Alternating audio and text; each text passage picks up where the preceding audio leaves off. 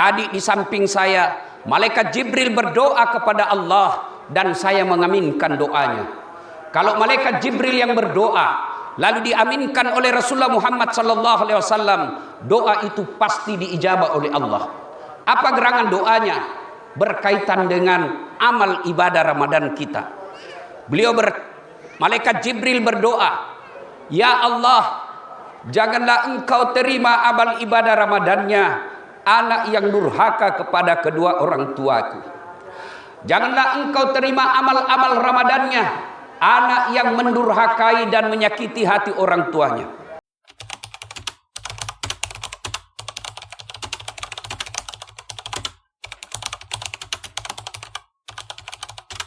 Assalamualaikum warahmatullahi wabarakatuh.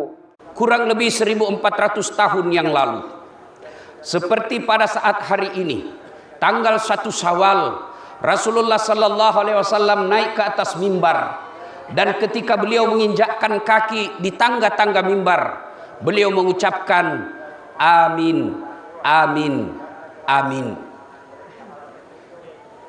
Sahabat lalu bertanya kepada Rasulullah selesai khutbah, ya Rasulullah, tadi kami mendengar Anda mengucapkan amin, amin, amin sebanyak 3 kali. Apa gerangan? Nabi lalu menjawab, andai saja engkau diberi pendengaran seperti pendengaranku. Tadi di samping saya, malaikat Jibril berdoa kepada Allah dan saya mengaminkan doanya. Kalau malaikat Jibril yang berdoa lalu diaminkan oleh Rasulullah Muhammad SAW, doa itu pasti diijabah oleh Allah. Apa gerangan doanya? Berkaitan dengan amal ibadah Ramadan kita. Malaikat Jibril berdoa, ya Allah, janganlah engkau terima amal ibadah Ramadannya anak yang durhaka kepada kedua orang tuaku. Janganlah engkau terima amal-amal Ramadannya anak yang mendurhakai dan menyakiti hati orang tuanya.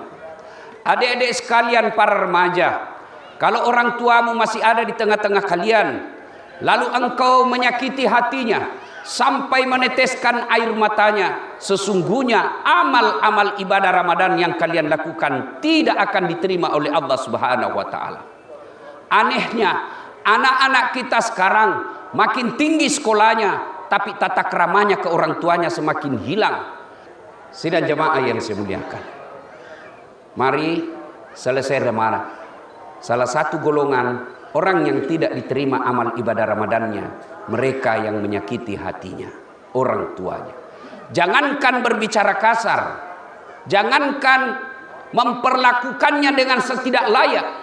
Al-Quran menjelaskan, imma yablughanna indakal kibra ahaduhuma au kilahuma fala takullahuma uff wala tanharhuma wa kullahuma qaulan karima. Apabila kedua orang tuamu sudah lanjut usia dalam pemeliharaanmu, jangan kau berkata ah kepadanya. Ah saja dilarang, apalah sampai meneteskan air mata orang tua. Ibu bapak saudara-saudara sekalian, Allahu Akbar, Allahu Akbar, Allahu Akbar, walillahil hamd. Saya lihat sudah mulai ada yang berdiri mau meninggalkan tempat. Ini bapak ibu, Ramadan itu sebenarnya ujian. Andai saja kuliah, final test, ujian. Namanya ujian, ada yang lulus, ada yang tidak lulus. Dan hari Idul Fitri ini pembagian ijazah. Siapa yang pulang, itu ciri-ciri orang yang tidak lulus itu, Pak. Motongi dapat ijazah padahal tidak ada ijazahnya, dia cepat pulang. Nah, tunggu namanya disebut, tidak. Kita lihat-lihat siapa yang duluan berdiri, itulah orang yang tidak lulus dalam ujian Ramadan ini. Allahu Akbar, Allahu Akbar, Allahu Akbar, walillahil hamd. Lalu timbul pertanyaan, bagaimana cara agar kita bisa berbakti kepada kedua orang tua? Adik-adik sekalian yang sekolah, yang kuliah, yang masih remaja, kalau kau ingin berbakti kepada orang tuamu, belum bisa kau belikan mobil orang tuamu, belum bisa kau belikan sesuatu orang tuamu, cara berbuat baktinya, jangan kau sakiti hatinya. Jangan kau perdengarkan kata-kata yang tidak menyenangkan hati orang tuanya. Dan alhamdulillah, kalau kau pelajar, kau mahasiswa, persembahkan IP-mu, persembahkan raportmu kepada orang tuamu yang terbaik. Insya Allah, saudaraku, Bapak Ibu saudara-saudara sekalian, kalau bapak niatnya mempersembahkan kepada orang tua dengan sebaik-baiknya, Allah pasti mudahkan. Ada orang waktu sekolah dan kuliah, makan pun susah. Pulang kampung kadangkala buka nasi tidak ada isinya. Ingin menyampaikan pembayaran tapi dia kata lebih baik tidak dikasih tahu orang tua. Kenapa? Karena kita lihat saja makannya tidak cukup, apalagi mau membayar. Paling tidak usah kita kasih tahu. Kenapa? Dia paling tidak luka perasaannya. Kalau dikasih tahu, paling luka perasaannya, tidak juga bisa dibayarkan. Alhamdulillah. Kalau niat terbaik, bisa mempersembahkan kepada orang tua. Dengan catatan, perbaiki niat. Selama niatmu mau memuliakan orang tuamu, pasti Allah mudahkan jalan hidupmu. Kecil buat Allah kasih kalian rumah. Kecil buat Allah lunasi utangmu. Kecil buat Allah panggil kau naik ke tanah suci. Allah cuma minta, cari ko ridaku. Sapa ko pamaseku. Dan cara mencari pamasena pun Allah Ta'ala. Ridallah fi ridal walidain. Suktillah fi suktil walidain. Ridanya Allah tergantung ridanya kedua orang tua. Murkanya Allah tergantung murkanya kedua orang tua. Bapak Ibu, lihat anak nanti kalau pulang lebaran ini, lihat. Apa orang tuanya pingin cari? Cowoknya itu pingin cari? Siapa nak cari? Ceweknya. Baru pergi di Pantai Losari. Ada dosamu di Pantai Losari, doma. Kenapa bukan orang tuamu dulu kau cari? Langsung nabuka jilbabnya, nabuka sarungnya, nabuka gamisnya, ambil motor, zang, pergi di mana? Pergi Tanjung Bunga. Ada dosamu di Tanjung Bunga. Orang tuamu dulu kau datangi. Kita juga pada pegawai negeri, selesai langsung lebaran, bukan ibu bapaknya dia cari. Siapa dia cari? Kepala dinasnya. Siapa dicari? Gubernurnya. Pantas 30 tahun kau jadi pegawai tidak bisa kau lepas dari kredit. Kenapa? Kau tidak muliakan orang tuamu. Kalau orang tuamu kau muliakan, kau perlakukan dengan semulia-mulianya, maqamam mahmuda kata Allah, lawakka derajatmu. Allahu Akbar, Allahu Akbar, Allahu Akbar, walillahil hamd. Adik-adik sekalian, muliakan orang tua. Kadangkala kita ada anak mahasiswa, dari kecil dibiayai orang tuanya. Dari kecil orang tuanya berkata, biar bisa jadi sapi di sawah, yang penting sekolah kona, yang penting kuliah kona. Sekalina sarjana wisuda, cowoknya yang baru nak kenal 2 bulan, na foto na share di IG-nya. Terima kasih sayang, telah membersamai saya selama ini. Baru 2 bulan kenal, na lupa orang tuanya. Orang seperti ini wajar setengah mati kau cari kerja, jadi kau sarjana pengangguran. Kenapa? Kau tidak muliakan orang tuamu. Selesai ini, mari muliakan orang tua. Ustadz, bagaimana tonseng kita yang sudah meninggal dikasih orang tua? Banak ki dulu. Suka dikasih menangis orang tua, bikin ki pembayaran palsu. Tapi tobat mas sekarang Ustadz, tapi tidak ada mi. Bagaimana cara berbuat baik kepada orang tua? 1, doakan orang tuamu. Doanya minimal, Allahumma gfirli wali walidayya warhamhuma kama rabbayani shaghira. Doa selamat kata orang Bugis. Ada 1 baki di situ. Ada 1 baki atau tidak ada 1 baki, boleh kau doakan orang tuamu. Kalau nanti kau potong ayam, nanti kau potong sapi baru kau baca doa untuk orang tuamu, kapan kau doa? Paling 1 kali 1 tahun Idul Kurban. Minimal kau doakan, Allahumma gfirli wali walidayya warhamhuma kama rabbayani shaghira. Ya Allah, bagi anak-anak yang hadir di tempat ini pernah mengecewakan orang tuanya, pernah meneteskan air mata orang tuanya, ampuni mereka ya Allah, maafkan mereka ya Allah. Lalu berdoalah Bapak Ibu sekalian, ya Allah, terima amal ibadah orang tua saya, ampuni segala dosa-dosanya, lapangkan alam kuburnya, jadikan kuburnya menjadi taman-taman surga. Doa untuk orang tua tidak harus ustadz, doa untuk orang tua tidak harus ulama, boleh lebih afdal, lebih utama anaknya sendiri. Tapi bagaimana doa mau diijabah oleh Allah kalau doamu hanya kau lakukan di status medsos? Selesai lebaran itu pergi ziarah kubur, di atas kuburan bapaknya update status mi, ya Allah lapangkan kuburnya orang tuaku. Sibuk itu Tuhan mau baca statusmu. Doa tidak mesti di atas status.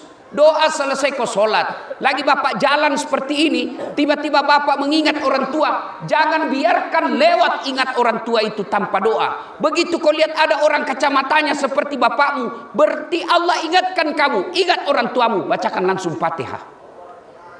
Allahu Akbar, Allahu Akbar, Allahu Akbar, walillahil hamd. Yang kedua, orang yang tidak diterima amal ibadahnya didoakan oleh malaikat Jibril dan diaminkan oleh Rasulullah sallallahu alaihi wasallam.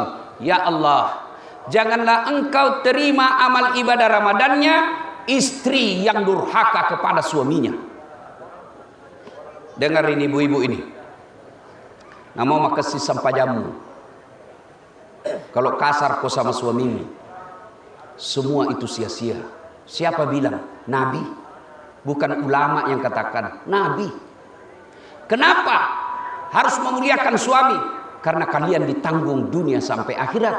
Di dunia dipikirkan kau bagaimana dibelikan kau emas supaya pulang kampung kau tidak malu dihina keluargamu. Dipikirkan kau bagaimana setiap tahun dibelikan kau baju baru supaya kau ketemu temanmu kau tidak malu dengan bajumu yang itu saja. Dipikirkan bagaimana suamimu pikirkan dibelikan kau AC supaya kulitmu tidak rusak. Dia pikir semua suamimu itu. Tapi pernahkah kalian pikirkan bagaimana suamimu supaya bisa kau belikan yang berlian?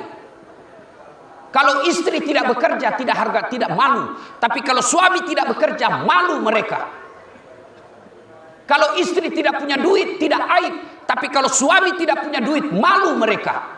Kalau istri hanya tinggal tidur-tidur di rumah bukan suatu rasa malu. Tapi kalau suami hanya tinggal di rumah, pasti malu dan jadi aib dalam rumah tangga. Bukan cuma di dunia, di akhirat kalian ditanggung. Di akhirat kelak ada 4 orang laki-laki yang menanggung kalian perempuan Islam. Siapa? 1, bapaknya. 2, saudara laki-lakinya. 3, anak laki-lakinya. 4, suaminya. Kalau ada perempuan yang tidak sholat, ada perempuan yang tidak pakai jilbab, ada perempuan yang tidak puasa Ramadan, dia tidak bayar puasa Ramadannya dan berakibat dia masuk neraka. Ditanya dulu, mana bapaknya ini? Mana suaminya? Mana suaminya? Kenapa bisa begini istrimu? Kalian ditanggung dunia dan akhirat. Itulah sebabnya perempuan haram hukumnya keluar rumah tanpa izin suami. Pada zaman Nabi, ada orang datang mengadu kepada Nabi, ya Rasulullah, tetanggaku keterlaluan. Kenapa? Masa sakit mamanya, sakaratil maut, sampai dikuburkan 3 kali kak datang untuk pergi lihat besuk mamanya, dia tidak datang. Kata Nabi, tak lewat-lewat tuh. Kenapa? Katanya dipesan sama suaminya. Dia datang, piko lihat mamamu sakit. Apa dia bilang? Minta maaf kak, kasihan. Suamiku pergi dan dia pesan tidak boleh keluar rumah tanpa izin suami. Saya mau sekali ke sana tapi belum pulang suamiku. Sakaratil maut, mamanya datang lagi tetangganya. Loro mite kasih indokmu melo ni mate. Pikole mamamu mobi meninggal. Minta maaf belum pulang suamiku. Akhirnya dikuburkan. Datang lagi tetangganya. Terakhir mini pilih. Pikole mobi dikubur. Apa kata anaknya? Minta maaf. Suamiku belum datang. Marah ini yang pengutus, yang pergi panggil, dia lapor sama Nabi. Ya Rasulullah, itu tetanggaku 3 kali saya datang. Apakah Nabi marah? Kata Nabi, kenapa?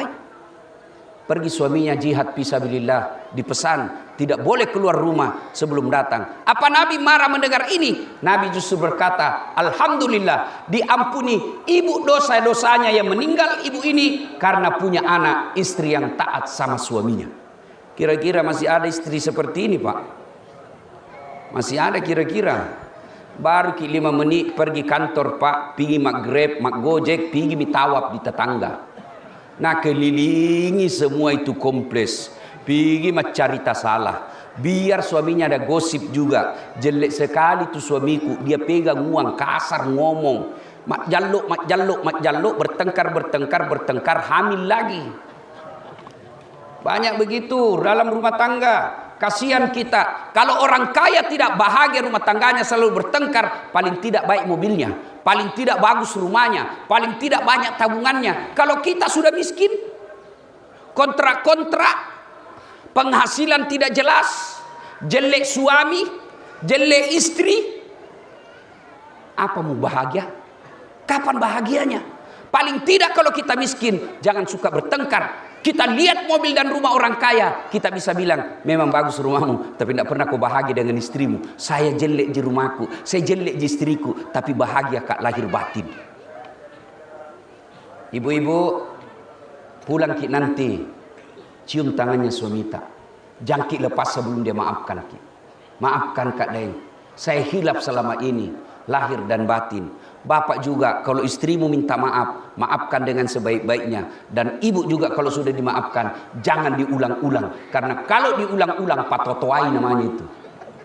Allahu Akbar, Allahu Akbar, Allahu Akbar, walillahil hamd. Yang ketiga, malaikat lagi berdoa, ya Allah, janganlah engkau terima amal ibadah Ramadannya muslim yang tidak memaafkan sesamanya muslim, ya Rosi salah-salahi. Orang yang bagus puasanya, tarawehnya bagus, tadarusnya hatam Quran, tapi di kompleks tidak ada yang senangi. Belakang rumahnya bertengkar gara-gara got, samping kanan rumahnya bertengkar gara-gara binatang ternaknya, samping kirinya bertengkar gara-gara tumbuhannya, belakang depan rumahnya bertengkar gara-gara parkir. Orang seperti ini tidak ada yang suka di kompleknya. Kalian tidak mulia di sisi Allah. Siapa orang baik, siapa orang mulia di hadapan Allah? Kata Nabi, hairun nas anfa'uhum linnas, sebaik-baik manusia yang paling baik manfaatnya buat orang lain. Suatu kali Nabi lagi duduk-duduk dengan sahabat di masjid. Lalu berkata Nabi, sebentar lagi akan muncul penghuni sorga. Seluruh sahabat melihat pintu. Yang dibayangkan siapa? Umar. Yang dibayangkan siapa? Abu Bakar. Siapa dibayangkan? Utsman. Siapa dibayangkan? Ali bin Abi Thalib. Ini sahabat utama, pasti Umar ini. Yang satu bilang pasti Abu Bakar. Yang satu bilang pasti Utsman. Yang satu bilang pasti Ali. Ternyata siapa yang datang? Orang tidak terkenal, orang Badui, dan tidak ada yang kenal. Nakalepek sandalnya. Kasih begini sandalnya masuk. Orang semua heran. Apa ini hebatnya ini orang dijamin masuk surga. Hari kedua begitu, hari ketiga pun demikian. Akhirnya Abdullah penasaran nih, apa ini kelebihannya ini orang?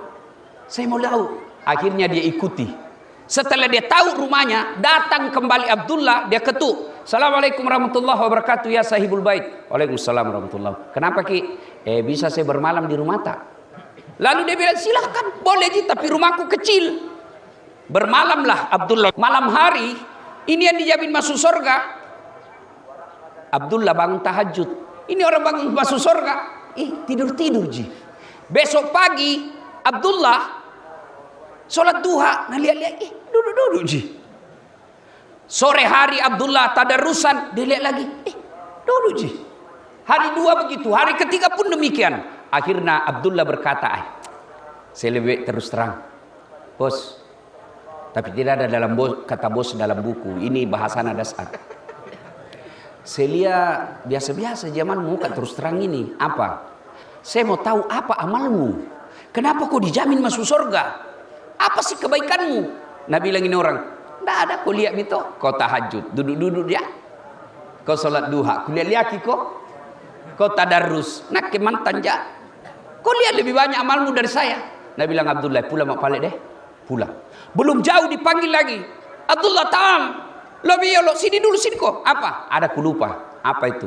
Saya itu tiap malam kebiasaanku sebelum saya tidur saya berdoa kepada Allah, ya Allah, ampunilah dosa orang-orang yang menyakitiku hari ini. Maafkanlah mereka orang-orang yang menyakitiku hari ini karena aku telah memaafkan mereka sebelum aku tidur. Abdullah lalu berkata, iya mintu. Itu sebabnya tidak semua orang mampu memaafkan orang yang salah kepadanya. Inilah makna al-mukhlisin. Selesai lebaran Pak, balik saya ke kiri kanan, saling jabat tangan. Cuma syaratnya kalau bapak jabat tangan sama tetangga, cuma tidak hanya mengatakan maaf lahir batin, dunia akhirat sengaja tidak disengaja, undur rambut sampai ujung kaki. Tidak begitu caranya. Bagaimana caranya menurut syariat Nabi? 1, jabat tangannya. 2, pandang matanya. Jangan kau sambil bicara sambil menelpon. Ayo, maaf lahir batin. Tidak boleh begitu. Muliakan orang yang kau jabat tangannya. Pandang, senyum, tatap matanya. Lalu kalau berkaitan dengan manusia, syaratnya sebut judulnya dosa. Maafkan saya Pak. Kenapa? Dulu ada itu hilang dulu ban motor tak. Saya ambil gitu Pak, hilap Kak. Nah bilang tetangga tak, iya saya maafkan Ki, tapi kasih kembali dulu itu ban motorku. Baru sah. Jadi bapak-bapak yang menyorobot tanahnya tetangga, kasih kembali itu pagar. Selama itu kau tidak kembalikan barangnya orang yang kau ambil, selama itu ampunan Allah tidak akan kau dapati. Termasuk bapak-bapak yang pernah menyakiti hati suaminya, istrinya, minta maaf Ki Bu kalau pernah Ki sakiti. Syaratnya sebut apa dosamu. Bapak-bapak sebut apa dosamu. Tapi kalau kau pikir lebih banyak berisikonya, diam-diam kau saja. Allahu Akbar, Allahu Akbar, Allahu Akbar, walillahil hamd. Wa'tasimu bihablillahi jami'an wa la tafarraku. Berpegang teguhlah engkau kepada tali persaudaraan agama Allah dan janganlah engkau bercerai-berai. Akhirnya, saudara-saudaraku sidang jamaah Aidil Fitri, mereka yang durhaka kepada orang tuanya, yang durhaka kepada suaminya. Saya ditanya, bagaimana kalau durhaka suami kepada istri? Tidak ada dalam hadis. Yang ada istri yang durhaka kepada suaminya. Dan yang ketiga, mereka yang memutuskan tali silaturahim sebelum ajal menjemput. Mari bertobat kepada Allah dengan catatan kalau berkaitan dengan manusia saling maaf memaafkan, yang itulah dalam tradisi Indonesia disebut halal bihalal, menghalalkan yang tadinya tidak halal. Siap dampak ngeki, saling memaafkan. Sudah minta maaf, tidak dimaafkan, datang kedua kalinya syaratnya. Minta maaf kedua kali, tidak dimaafkan, datang ketiga kalinya, masih tidak dimaafkan. Allah punya urusan nanti di akhirat. Maka orang yang sudah 3 kali salahnya orang datang minta maaf dan dia tidak memaafkan, bukan urusannya. Dia yang tidak memaafkan ini berhadapan dengan Allah Subhanahu wa taala.